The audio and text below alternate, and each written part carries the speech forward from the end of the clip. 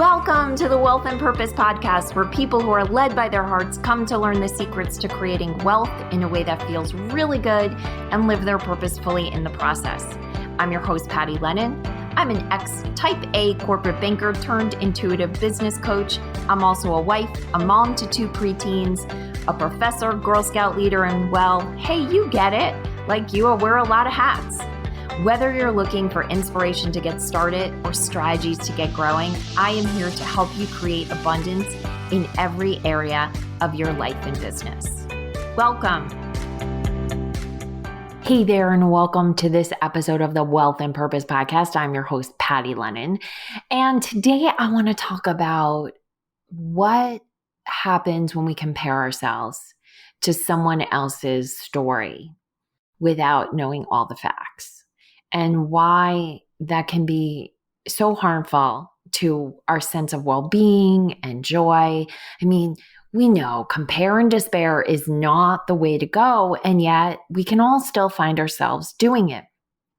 And I think maybe the current conditions are making it that potentially even stronger, where some people seem to be navigating everything that's going on so well, where others are not. I know I've been getting that feedback from a lot of people that my content's been consistent.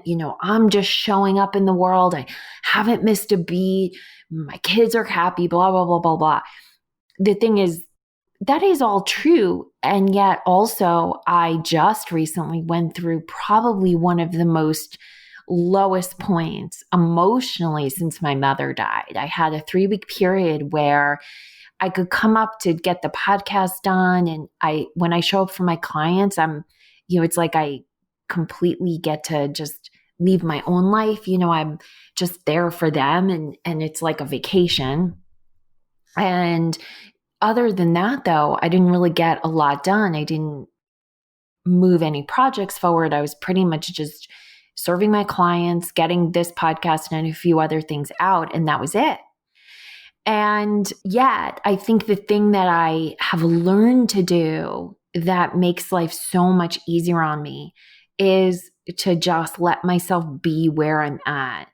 So I didn't judge what I was going through as being permanent or, proof that I was going backwards. I mean, I was cycling up huge amounts of regret, which is unusual for me. I don't really play in the space of regret. Shame, guilt, all the other things, absolutely. But regret is not something that I tend to experience. I don't know why, but it's just not. And yet there were regrets coming up from like my early 20s. Just things that were just so far-fetched of why this was even alive for me. And yet I just rode the wave of it. I allowed it to be present for me. I allowed it to come up. I allowed it to just tell me the story it needed to tell me without looking towards other people, maybe doing this better or doing this easier, whatever else.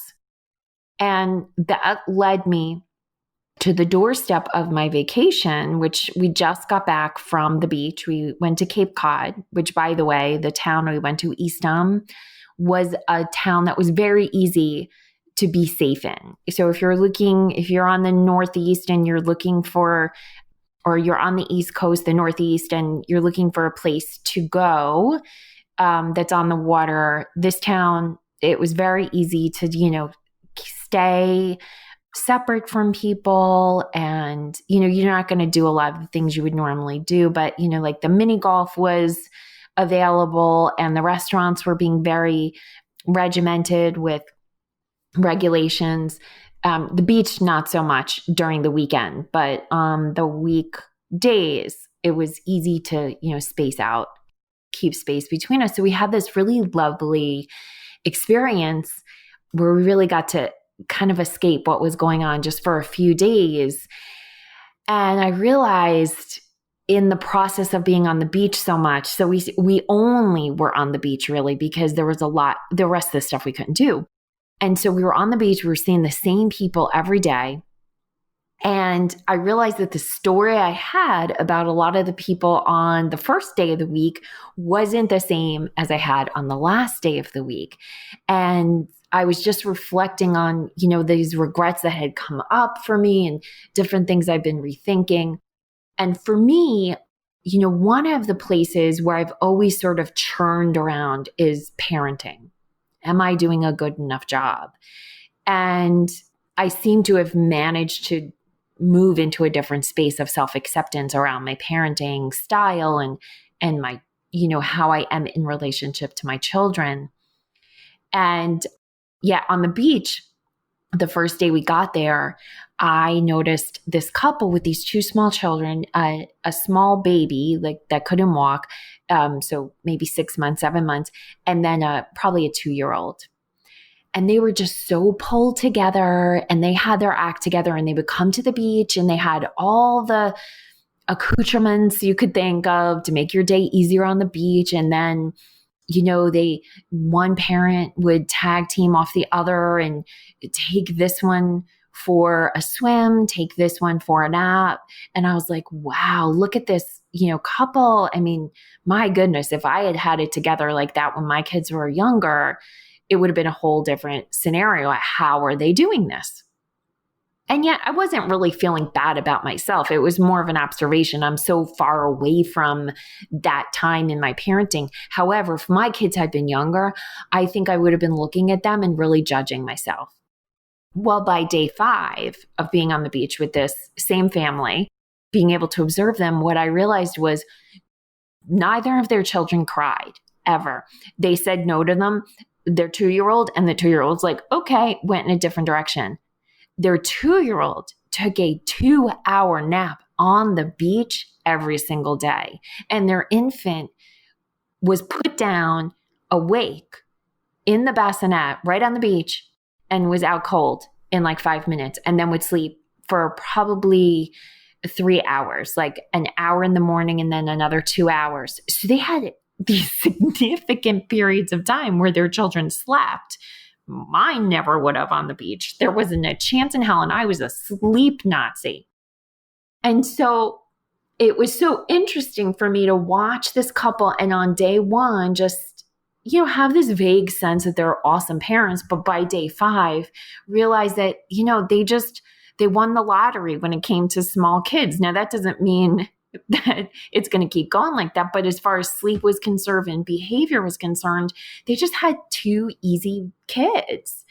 And that makes all the difference in the world, But there's a reason why those parents and those children chose each other, right? There's some journey they're all taking together. And there's some reason why that, needed to be their family structure, just like there was some reason why, when my firstborn was born, he was colicky and refused to sleep and, just had a whole different experience of it.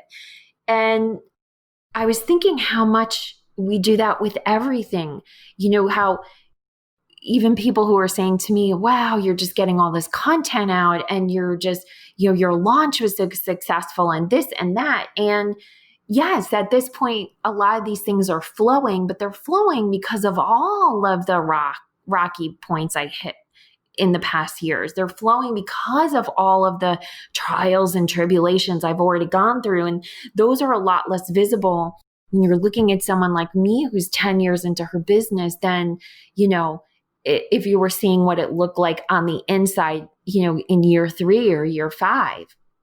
And then when it goes into even personal life, there's just so much that I've navigated that have gotten me to the point where now things just don't affect me.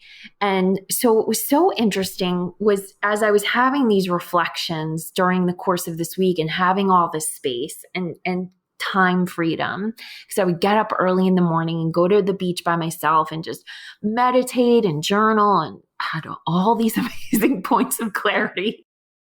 When I got home, we came into the house and there was a smell in the garage. And we very soon realized that a watermelon had exploded.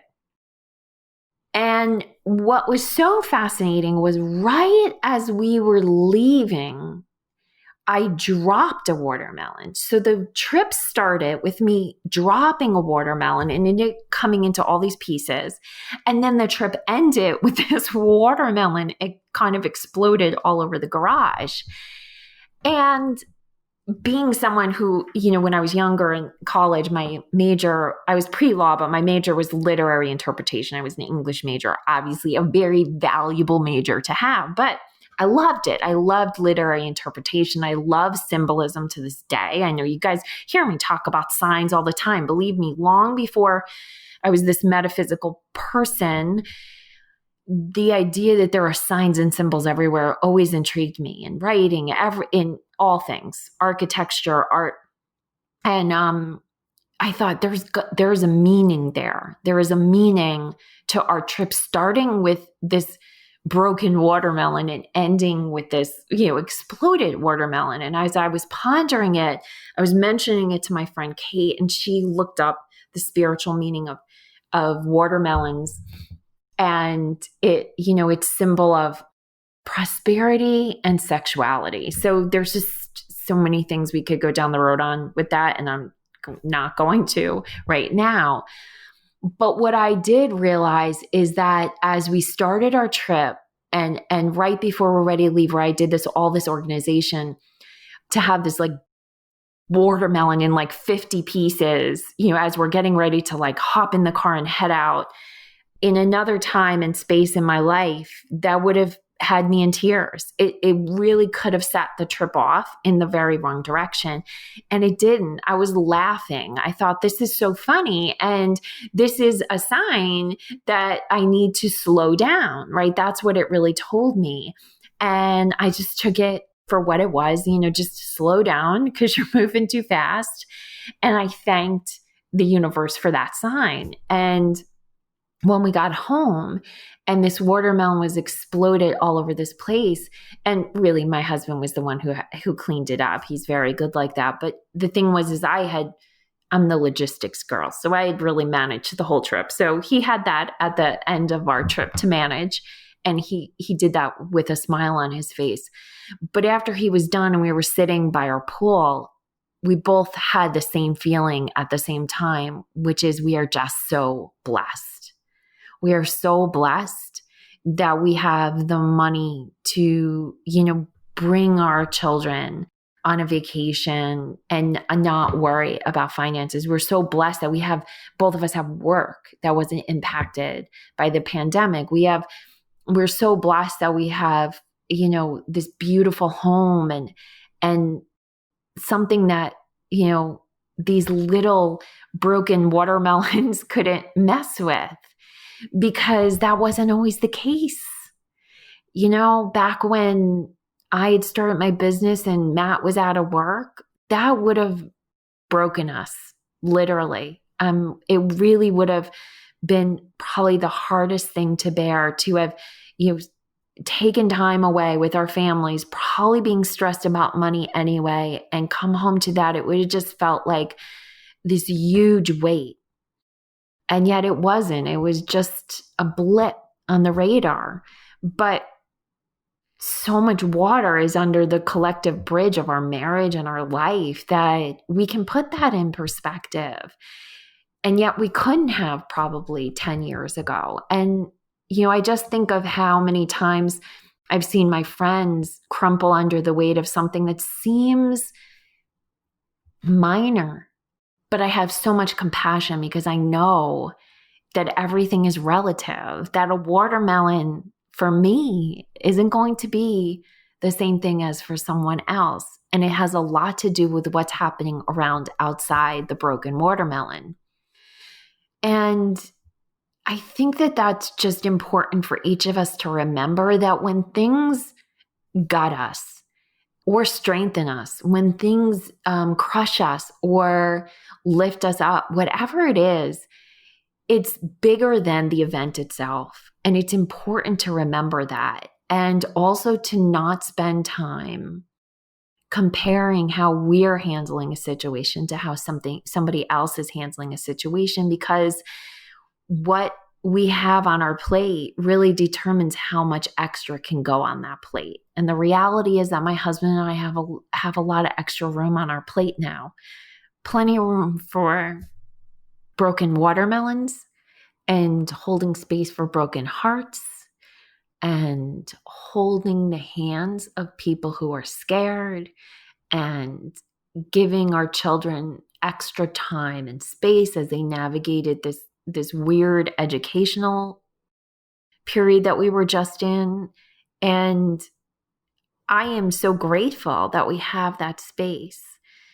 And also understanding that there was a time where we didn't. And so I want you to hear this message. If you can navigate anything with grace and gratitude, that is the path. That is the highest path. And as much as you can give yourself grace and as much as you can find gratitude for your blessings, that will make everything so much easier. But if you're not quite there where you can get to it, have compassion for yourself, because most likely your plate is just quite full. And if that's the case, the very first thing to do is to say a prayer.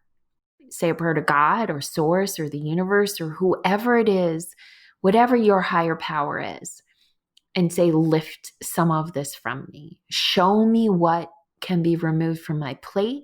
Either show me how I can take it off my plate or lift it for me.